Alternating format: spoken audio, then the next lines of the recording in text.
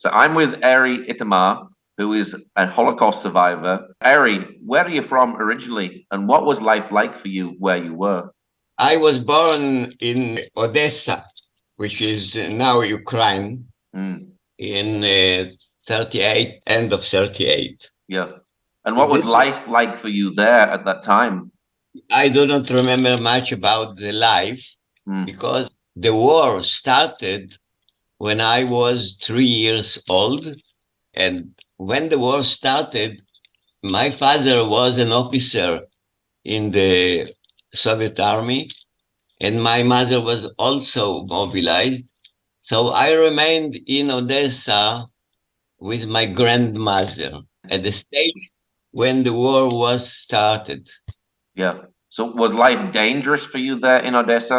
You know, as I know from my mother and my grandmother, it was because Odessa was surrounded by the allies of Germany, the Romanian forces.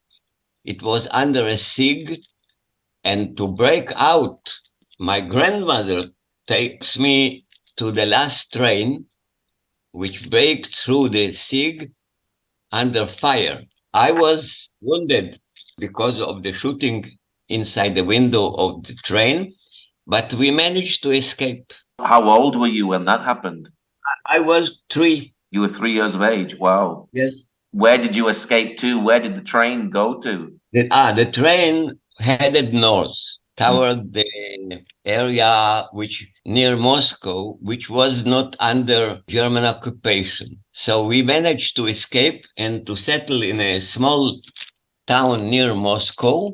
But this was also under a danger because the German forces advanced to this settlement. So we have to escape. And together with my mother joined us, and we all escaped to Central Asia, to Tajikistan. But my wow. father remained to fight, and he was killed in the fighting near Moscow at January 42. Wow.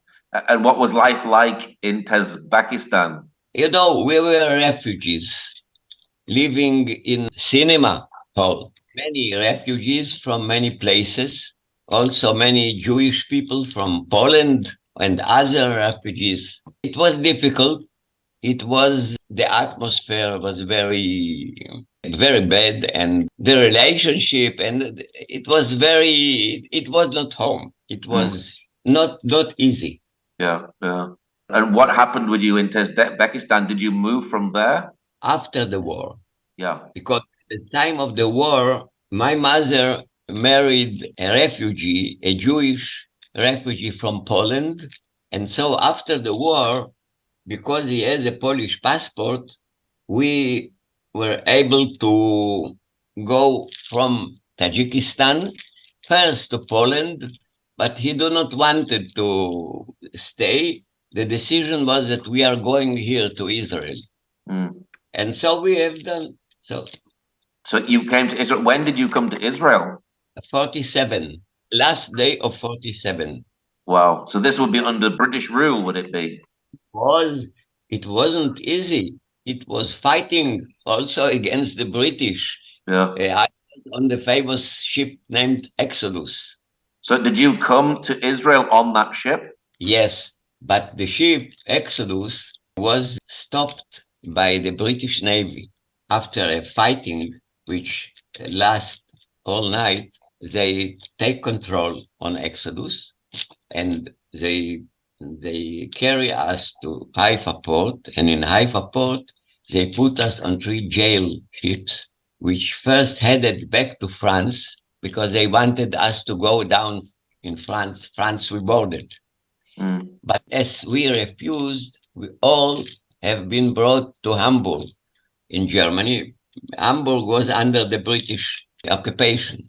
So they pushed us down by violence and put us in detention camps in Germany Wow. until the 29th of November, when there was the declaration in the United Nations of the establishment of two states here. The camps has been abandoned by the British guards, and we escaped again, and we go back to France, boarded a ship, a tourist ship with false documents, which has been supplied for us by the Haganah, the organization here in Israel. And with these documents of tourists, we arrived again on 31 of December 47. Wow. And we unboarded and we come to Israel to live. So you were here under the British rule in 1947. Ended at the 14th of May, 1948. So what was that time like in 1948 when Britain left and it became Israel as a nation? How did you feel about that? Was, it is day by day. So Friday, it was Friday 14. We live in Tel Aviv, not far away from the place of the Declaration of Independence. Mm. People, the streets were full of people. And when our Prime Minister Ben Gurion has declared the independence, you read the document of independence, people started to dance and to sing in the streets. It was Friday evening. However, Saturday morning, 15th of May, we were bombed by the Egyptian Air Force. Tel Aviv was bombed. That must have been a very, very scary time as well. Yes, yes, it was. Yes. Yeah. And of course, Israel survived and it survived for 70 years. So you've seen some great miracles, haven't you? I think it was a miracle. The first miracle was the independence war.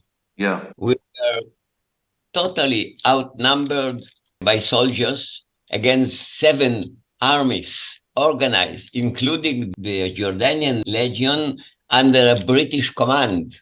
We were only guerrilla, and we have to stand against 7 armies.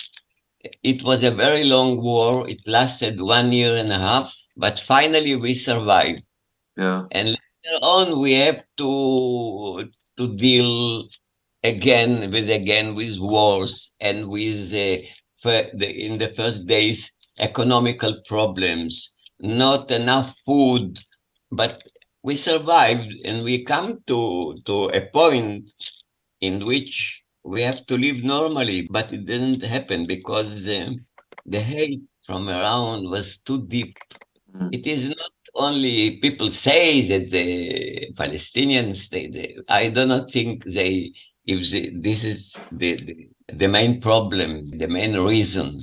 I think that the main reason is the jealousy that we succeeded to build a state, a modern state, a democratic state, and around everybody know what kind of countries are around us. Yeah. So when Israel was created in 1948 and then there was war with the Arab nations, did you think that Israel could survive? Oh, it was 50-50. It was not for sure. Many people were afraid. Also, in 67, when there was another war, there were very bad feelings. People were scared because the Arab leader Nasser of Egypt and also other countries were very arrogant. They break the agreement with the United Nations. They sent their armies into the borders in Sinai. Many people thought that it is coming our last day. But later on, although there were many wars, but we didn't believe that we believe that we survived. What were the early days of Israel like? Was it difficult times? It is based not only on the Bible, it is based both on the Bible, on historical documents, and also it was recognized by the nations, Arab nations of the Gulf, that our origin is in this area. Mm. This was the birth of our nation. And therefore, we are coming here back because this was our place and we have no another place. Today, you can see it with the many anti Semitic demonstrations all over the world. that everybody can ask themselves, well, shall we go? So this was our ancient place, based both on the Bible and on historical and archaeological evidences. So when you came into Israel, did you learn to study in Israel and then get a job and work? First, I have to study in the primary school. Mm. And then the economical situation in the first years was so difficult that my family, my parents, as immigrants, their social level was low. Therefore, I has to go to work. I cannot study secondary school. I have to work. I was working in the government printing house, but later on, I managed to do my secondary education and even join university. Today, I become doctor of geology at 88. Although it was very difficult and there was economical situation was not so good, but I managed to do it later on. Now, you have lived under every single prime minister of Israel. I think I remember all of them. That's quite an achievement to have lived under every single prime minister of Israel. Yes, even when I was a small boy, I live in Tel Aviv, and there was the first temporary parliament was near my house. So we ran all children every morning to the parliament to have signatures of the. I have a signature from Ben Gurion, Wow. first prime minister. Yeah. Wow. Do you feel lucky to be living in Israel? Generally, yes. Not always, because sometimes there are political clashes and this is democracy. Sometimes you agree with the majority, sometimes not. But generally, I feel myself lucky. I feel myself also lucky that my children and grandchildren are growing here. I wouldn't change it for another place. Do you have children or grandchildren in the army today? In the army, yes. Two grandchildren are mobilized. One of them is officer, intelligence officer in the North Front, and the other, only few days he is in the armed forces and he was in Gaza. Wow. Now he is released. He become a constructor of tank commanders course. You must be very proud of them. Yes, yes, yeah. But he was in Gaza for 10 days, I think. Wow. We were all very, very anxious. Yes. What did you think when you heard about of the terrorist attack that took place on the 7th of October? How did that make you feel knowing that you've been through so much in your life to actually get to Israel? You know, in the first hours, I didn't realize what happened. Such a terrible, terrible event, which nobody of us, especially us Holocaust survivors, Mm. we do not believe that such can happen. But the evidences which accumulate along this Saturday, it was so terrible that I realized that this is the most terrible event which happened after World War II. And I tried to compare it to Babi Yar in Kiev. There was a massacre. There was a terrible massacre with the Nazis and their collaborators take Jewish people to some kind of yard and shoot them. Mm. And also my city, Odessa, that my grandmother managed to take me away. But there was also a very similar massacre. Mm. But I tried to compare. Some of my feelings go back to compare. And I say so. According to mass murders, of course, the Nazi time is not to be in any comparison. Yeah. The behavior of the murderers, I think that the Nazis were better. Why? Because the murderers of the Hamas in the 7th of October, they be with intimate relationship with their victims, Yeah. torturing, raping, cutting heads, shouting with joy, sending messages to their parents, how brave they are by killing babies, and many other terrible. I was afraid to look. I haven't looked any video, Mm. just from hearing. And I Yeah. say he is worse than the Nazis. The Nazis have to drink before they do it, and they stay away with a gun. They do not want to be close to their victims. These people have been close to the people.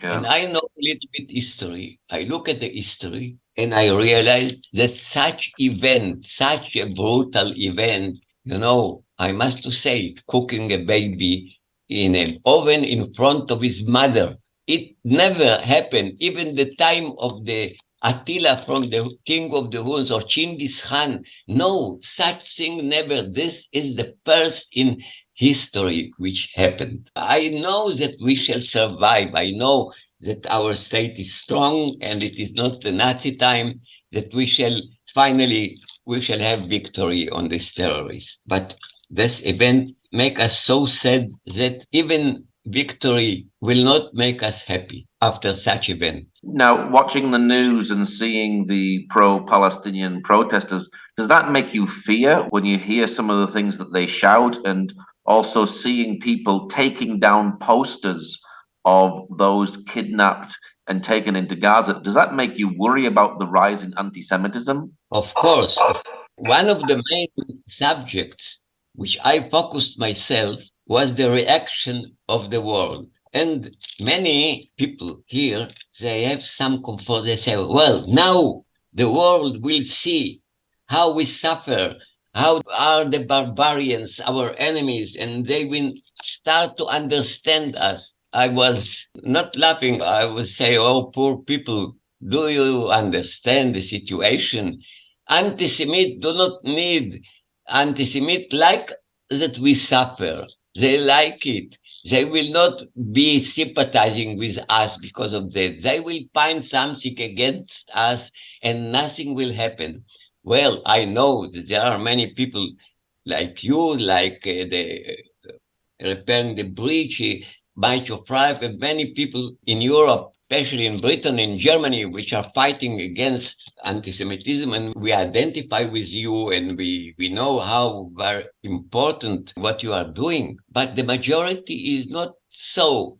I do not understand those which deny. Many people in Europe say that the 7th of October didn't happen. They say that they do not believe. Mm. Now, I say so. If this is the Arabs, I can understand them because in their culture, to lie non-Muslims is obligation from the religion. So it's very good to lie. But I see other people like the singer of the Pink Floyd, Roger's name, I don't know his Yeah. name, the stupid girl from Norway. They do not believe the actor, Miss Susan Sarandon. They do not believe. Well, I know. I tell you my interpretation. They know that it happened. They know, but they have the romantic side about the noble Arab on the horse, a mixture of Salah ad-Din and Che Guevara. And they sing, no, the beautiful, noble freedom fighter will fight against the Zionists and the Jews, and he will show them, and he will reconstruct the honor of the Arab nation. And suddenly, at the 7th of October, they find it's not Salah ad-Din, not Che Guevara, it is a mixture of Hun, king of the Huns, and Jack the Ripper, Mm. just a criminal. So they are so angry. They thought that they will touch the glory of a freedom fighter, and suddenly they find criminals, war criminals. So they cannot believe it. They do not allow themselves to recognize the truth. Yeah. This is my interpretation. Wow. Wow. Now, you have written a book. Tell us about the book that you've written. Yes, it was translated into English. It's called Misty Mist. This is what I've told you in the beginning, our travel from Soviet Union to Israel by Exodus and The book was given to your late Queen Elizabeth. Wow. Rosie Ross, the chairman of RTB, she got a letter from the secretary of the Queen. From this letter, I can see that she read it, Wow. the book. That must be exciting to know that the late Queen read your book. Sure, sure. I see the letter exactly. She is referring to events which written, which means that she read it. Yeah, wow. And how can people get a hold of your book? If you write Arye Itamar or Misty Mist in Amazon, you can have it. Great. Well, it has been so wonderful to speak to you today. What is your prayer finally for Israel today? Well, that we shall finish the Hamas and other enemies and secure peaceful life for the people which suffered so much, including free the hostages. This is Well, what I aim, especially for the hostages, the babies. Maybe you heard the Prime Minister of Ireland, what he had said. There was a small girl named Emily, mm, which has an Irish passport, a girl of 9 years. You know what his reaction when he addressed her, he released? what's that? Little Emily gone from her house, but now she is back. And Yeah. so I write to the Irish embassy here in Israel. So Uncle Sinwar is the head murderer of the Hamas. Uncle Sinwar invited to vacation little Emily, and after 50 days, he brought her back home. Mm. This is what I want, free the hostages and then peaceful living for the people. I know that peaceful living for the people has to be finished with Hamas. Well, Ari, thank you so much for sharing today your story. Well, thank you.